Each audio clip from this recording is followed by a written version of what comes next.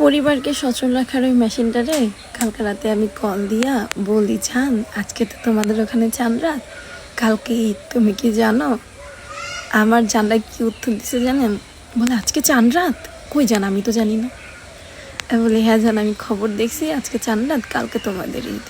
আচ্ছা পরে দেখবো নি, কাজ করতেছি, ঈদের জায়গায় থাকো।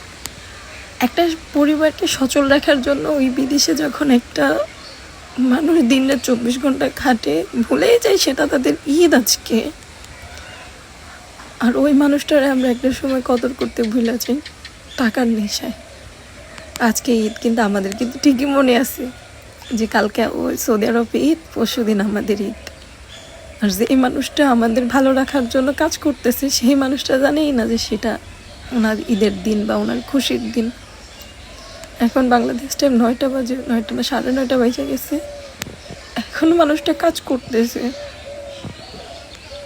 আর এই মানুষটারই আমরা কদর করি না। কত বছর যে ঠিক করে ঘুমাইতে পারে না, কতটা দিন যে ঘুমাইতে পারে না, কত রাত যে আধা ঘন্টা 1 ঘন্টা করে চোখের পাতাগুলো ঠিক করে বন্ধ করতে পারে না। একটা সময় এই সচল রাখা মেশিনটাই না চোখটা বন্ধ করে দিব, ছোট্ট একটা কফি নিয়ে করে আমাদের কাছে আসবো, তখন আমরা অনেক কদর করবো, অনেক ভালোবাসা দেখাবো। কিন্তু এই মানুষটার কাছে এখন আমরা মাসে বেতন পাই একবার, মাসে টাকা চাই 4বার।